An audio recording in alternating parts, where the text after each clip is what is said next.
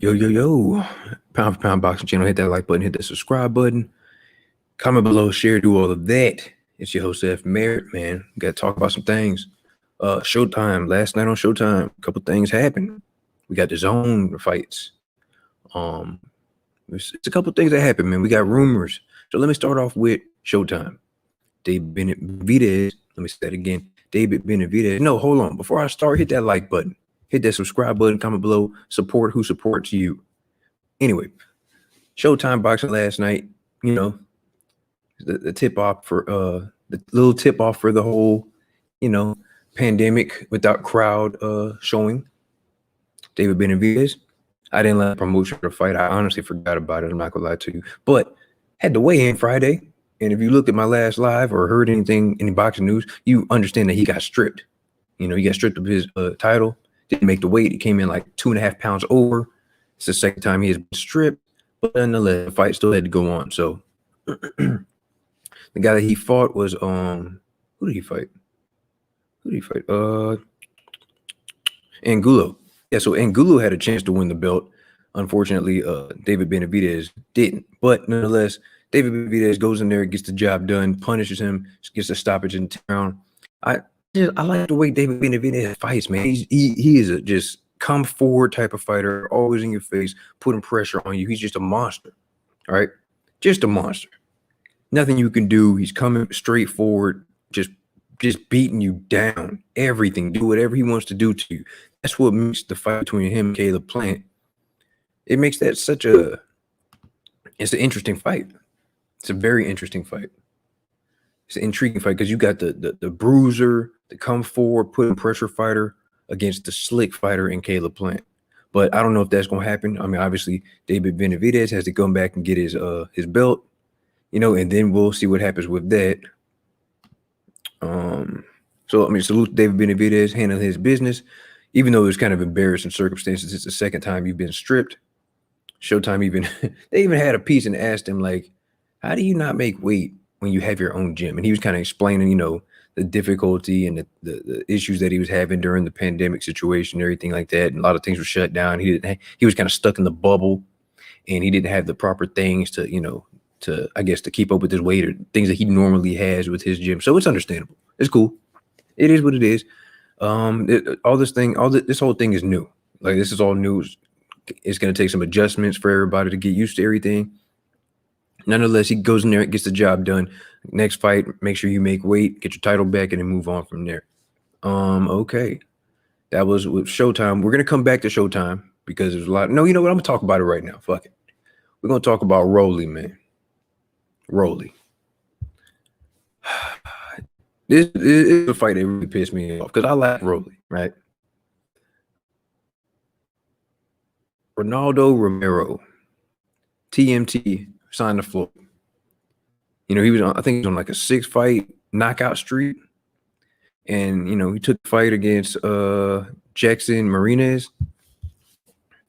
Let me just tell you some of these scorecards because I have it pulled up right here. Let me show you some of these scorecards. Oh, shit, man.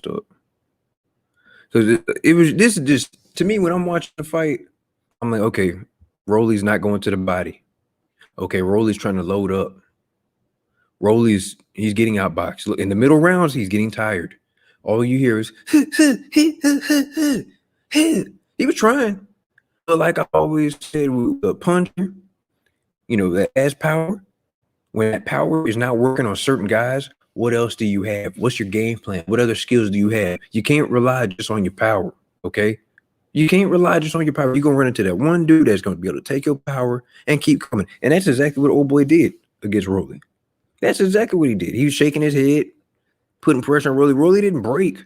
But, I mean, inside, it's got to kind of be, like, frustrating. It's got to be like, oh, man, what do I got to do? But, yeah, Marinez, he was pumping his fist at the end of the round. He knew he was banking rounds. He was killing he was countering Rollie. Rollie was reaching up early in the fight. Reaching, trying to hit him with that jab, and when Marinez started timing him, started capitalizing off of him, reaching up, hitting him with punches and bunches, man, Marinez won that fight. But the scorecards, these are the scorecards for Rollie, and they gave it was a unanimous decision for Rollie. One judge had it 115, 113. Ridiculous. One judge had it 116, 112. Even more ridiculous. And one judge had it 118, 110 for Rollie. It's ridiculous. Rollie, good fighter. I like you. Cool. You lost this fight. Not only did I say you lost the fight, but a lot of people say you lost the fight. Teddy Atlas was on Twitter saying, well, I guess, and this is a quote. Well, I guess it was way too much to expect a good fight and an honestly judged one too. Disgraceful decision. That's from Teddy Atlas, the great Teddy Atlas, right? Oh, you want more? Okay, I got it. But dude, Jack, he said, I need those. He said, I need those judges. And he tagged Leonard Ellerby. Virgil Ortiz even said something. Said Marinez got robbed. And I never use that word. That's what he said. Oh, it's not over. It's not over. Jermell Charlo said robbery. IDGAF. You already know what that is. David Haney said something. Said bank robbery with a laughing emoji. Ryan Garcia, who Ryan Garcia and Rollie have had, trying to make the fight happen and going back and forth and always kind of bickering and stuff. Ryan Garcia said Rollie's corner lied to him all night. The great Oscar De La Hoya. I don't even like Oscar, but hey, great fighter. Oscar De La Hoya even said, as a fighter myself, I am ashamed of this roller. As a fighter myself, I am ashamed of this roller guy if he thinks he won. Then he tagged Ryan Garcia, said, forget about this clown, got bigger fish to fry. That's crazy, man. After the fight, a lot of people were saying, hey, you lost the fight, right? Rolling the interview saying, hey, I'll give him a rematch. The WBA is actually exploring these options of giving Marinez a rematch. He deserves a rematch. I think he won the fight. I don't care what anybody said. That man won that fight. Now, I was told to go back and watch the fight because the person that told me said they had it like 115, 113 or, something like that for Rollie. I'm like, all right, whatever. I'll go back and rewatch the fight. I will rescore the fight, whatever. I'll check out. But nonetheless, from the first fight, from the first glance, the first watch, from me actually watching it live, Rollie lost that fight. Everybody in the world thinks Rollie lost that fight. It's so bad they had to put pressure on him for him to say, you know what, I'll give him a rematch. If I'm Floyd, no, we're not giving him no rematch. He just took a major step. I think it was a 6-rounder. He jumped to a 12-rounder. Listen, the middle rounds, he was gassed. He was slowing down a lot. So he's got some learning to do. He's been in the gym with Floyd. That's the thing I don't understand. He's been in the gym with Floyd. He's been working hard, right? That's a big jump from 6-rounders or 6 or 8-rounders to 12-rounder. But the guy that's got experience, right? Marinez only had one loss. And he looked polished. Like that's my thing. Rollie, you got to. I mean, after this fight, you can't just rely on your power. You got to have a game plan. You have to have an A, B, C, D game plan. I honestly think this took something out of Rollie. I honestly think it is. I think he's embarrassed because he knows how social media is. He knows how him and Teofimo Lopez and all these other little fighters. They get on social media. They start talking about other fighters and this and that. Well, I hope you can take it. Because, I hope the same way you dish it out, I hope you can take it, sir. And I like Rollie, man. I ain't going to stay too much on it. Hopefully they give Marinez a rematch. That was a terrible. I literally sat there. I was like, I know they're not going to do this. I know they're not going to do this. And raise Rollie hand. I'm like, you can't be serious. You can't be serious. But, hey, that's how it is. You got all these fighters, even fighters from, the PBC side. Like I said, like Purdue Jack, Charlo, everybody coming out saying it was a robbery. Nonetheless, we move on. Hopefully he gets a rematch, like I said. Hopefully Rollie does the right thing. If I'm Floyd, I'm not giving him a rematch. I'm going to take my time and really work Rollie. He's got some things that he needs to take care of. Now, moving on to the zone. Jessica McCaskill defeats the great First Lady, Cecillia Braekhus. I was watching that. I was watching everything last night. I literally had Showtime. I had UFC going. I had the zone going just for that fight. Cecillia Braekhus is 38 years old. All right. Undisputed. Been holding it down for a minute. It said she was trying to make history for consecutive defenses.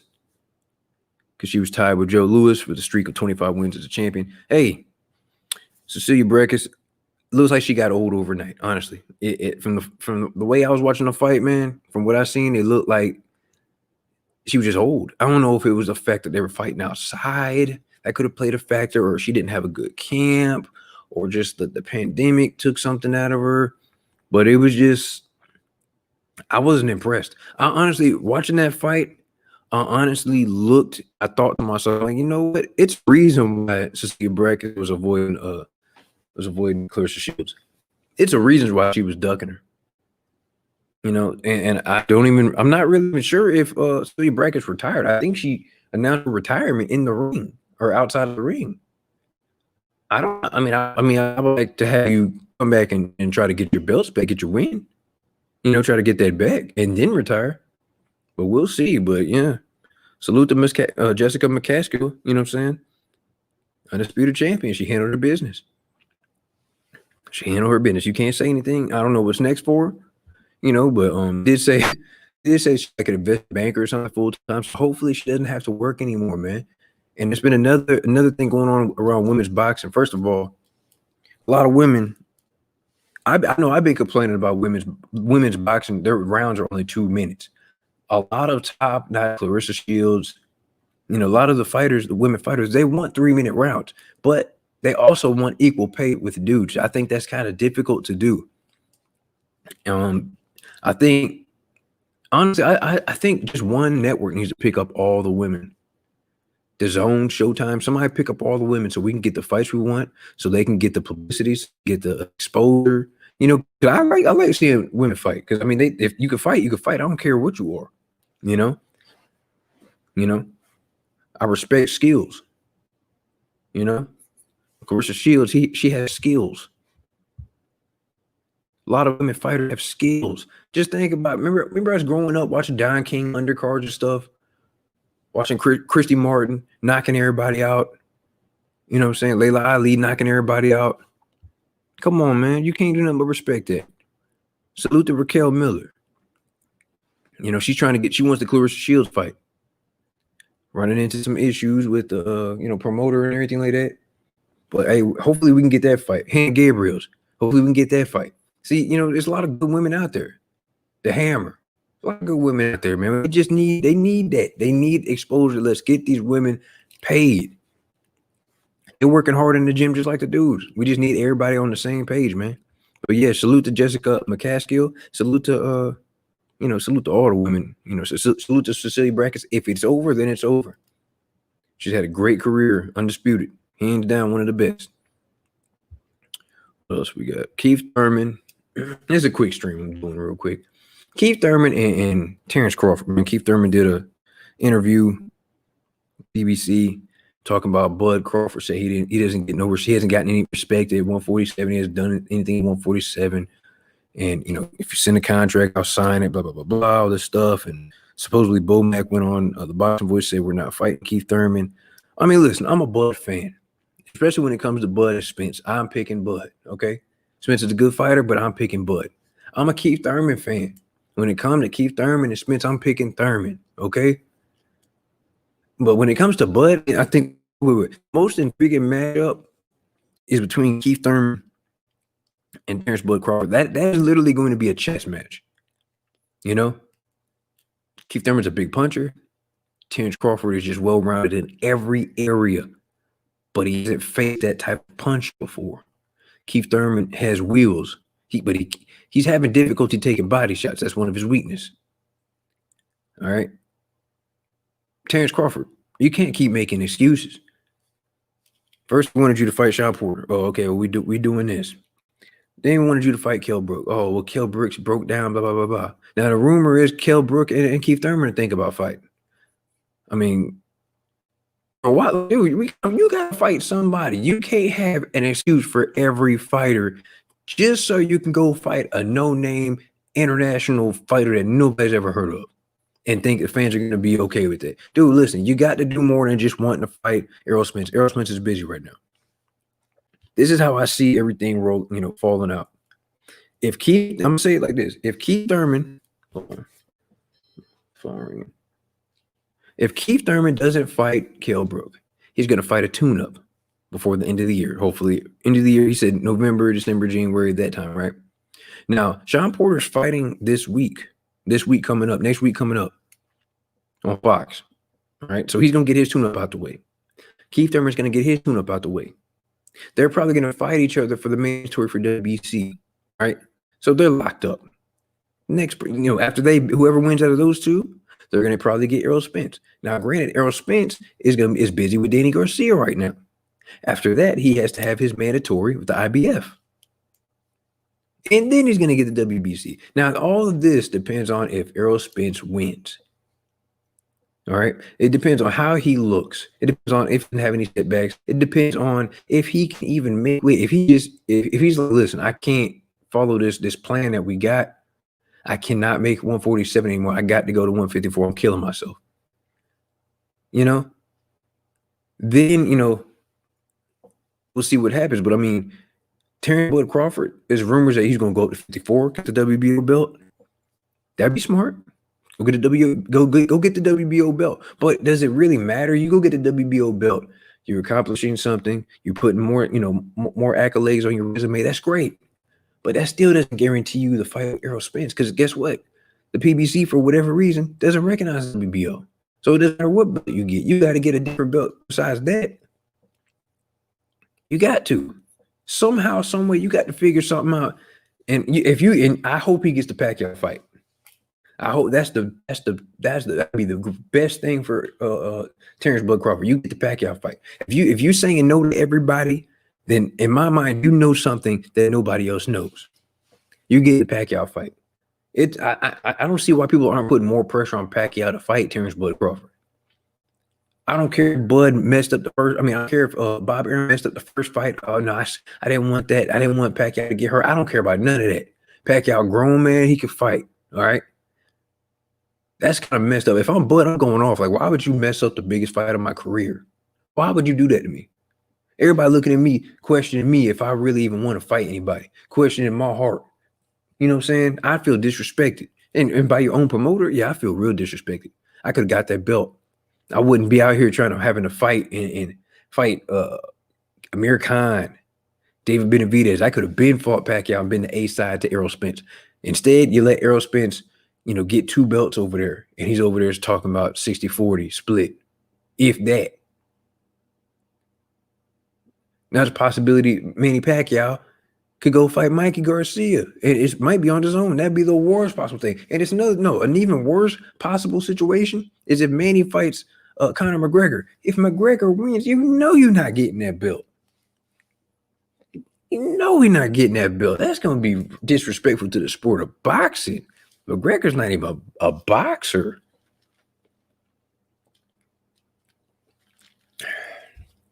Had to give me something to drink real quick. But yeah, man. Bottom line, listen. Terrence Bud Crawford, you got to fight somebody. You got to fight somebody. I don't care if, he's coming off a loss or he ain't the same fighter. Anybody, listen, I'm going to say this. Ugas, Kell Brook, Sean Porter, Keith Thurman are all the biggest fights of your career. Best opponents you have ever had your whole career. I don't want to hear nothing. We don't care. We don't care if they're coming off a loss. We don't care if they're hurt. We don't care if they're not the same fighter. You got to fight somebody. It's better than fighting, was it Green Machine? Nobody knew who Green Machine was. Nobody even knew. It's so disrespectful, bro. Like, you call yourself a champion. Listen, and it's the thing. When we talking about, and when we get on everybody. We critique everybody. Thurman, Porter, Spence, everybody. So you're a champion. You are one of the best. Floyd got it. Pacquiao got it. But I'll say this. You're a champion. You call yourself one of the best. You are held to a higher standard, sir. We're putting pressure on you because we see the greatness. We need consistent greatness across the board. That's what makes you great. Not, I got this belt and I got that belt. Yeah. Everybody got a belt. Who you beat? Who'd you beat, though? We understand you are one half of the top two in the division. We get it. We got to make sure that fight happens between Errol Spence and Terrence Bud Crawford. We got to make sure that happens. But in the meantime, we need step up fights. Because guess what? Say Errol Spence is fighting Danny Garcia and take a step-up fight after step-up fight, and you're fighting nobodies. Well, by the time you guys fight, you can't go to that next level because you haven't had to test yourself. Not to mention you're getting older. Looks like you halfway aging yourself out. First, I thought Errol Spence was aging you out. Now it looks like you aging yourself out. If you get the Pacquiao fight and beat Pacquiao, in my mind, you are the A side. Real talk. You are the A side. You beat the legend. You got 2 belts. Errol Spence got 2 belts. Ain't no more running. Ain't no more hiding. He got to fight you. Got to be 50-50 like you said. You deserve 50-50. Both of y'all deserve 50-50 because you're both unified champs for all the belts. Let's make this thing happen. I think it happens faster if Errol Spence cannot make 147 anymore. So if he fights Danny Garcia, has difficulty making the weight, and IBF be like, hey, listen, after this fight, we'll push off, we'll push off you having to have your mandatory fight so you can go for undisputed. And then after that, the winner disperse all the belts. If they can come up with that kind of deal, hey, it's cool. No problem. We can make that fight happen. But anyway, you guys hit that like button, hit that subscribe button, comment below, share, do all that. I shall say it again. Hit the like button, hit that subscribe button, comment below, share, do all of that. It's your host, F Merritt, Pound for Pound Boxing Channel. I'm out.